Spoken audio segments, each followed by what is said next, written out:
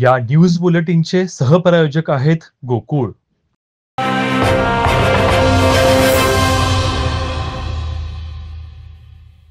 Sunrise over वडिवडे हे पुस्तक भारताच्या फाळणीवर आधारित असून इंग्रजी साहित्यातील एक मोठी पोकळी भरून काढतं. विशेषतः सिंध प्रदेश संपूर्णपणे पाकिस्तानकडे गेल्यानंतर घरदार गमावलेल्या हिंदू सिंधींच्या पुनरुत्थानासाठी केलेल्या संघर्षाचं हृदयद्रावक कथन या पुस्तकात असल्याची माहिती लेखक सुशील गजवानी आणि चित्रपट निर्माते लेखक शशी गजवानी यांनी पत्रकार परिषदेत दिली. पुण्यातील ब्लॅक अँड व्हाईट फाउंडेशन तर्फे या पुस्तकाचं प्रकाशन करण्यात आलं आहे. लवकरच या पुस्तकाची हिंदी आणि मराठी आवृत्ती देखील प्रकाशित होणार आहे, अशी माहिती गजवानी यांनी टीव्ही नेक्स्ट मराठीशी बोलताना दिली आहे. ॲक्च्युली ऑटोबायोग्राफिकल आत्मचरित्र आहे, कारण त्याचं बॅकग्राऊंड आहे कोल्हापूरचं वडे गांधीनगर असा सिंधी कॉलनी, जिथे पूर्वी पोलिश रेफ्युजीज राहायचे सेकंड वर्ल्ड वॉरच्या वेळेला. त्यानंतर सिंधी रेफ्युजीज तिथे आले. त्या बॅकग्राऊंडवर ही कम्प्लीट कादंबरी आहे.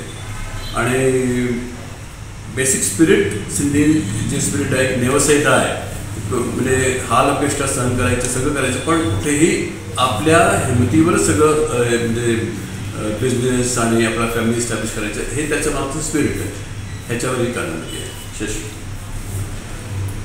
खरं म्हणजे आत्तापर्यंत जे साहित्य आलेलं आहे फाळणीवर ते पंजाबी, परत बंगाल, याच्यावर जे काही त्यांनी जे हाल अपेष्टा भोगल्या किंवा त्यांची हत्याकांड झाले, त्याच्यावर खूप मोठ्या प्रमाणात साहित्य आलं, त्याच्यावर चित्रपट झाले, सिरियल झाल्या.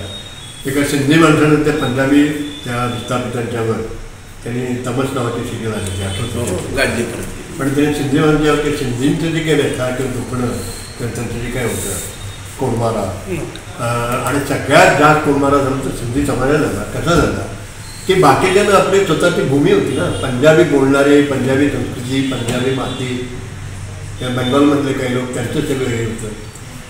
सिंधी लोक सिंध सोडून आले, त्यांना कुठं कोण एक मध्य प्रदेशच्या कटनी, सेवनी, रेवा, रतलाम अशा ठिकाणी गेले, काही गुजरातमध्ये कुबेरनगर अशा ठिकाणी गेले, काही उल्हासनगरला आले, काही कोल्हापूरला आले, कुठल्या म्हणजे देशभर विखुरले.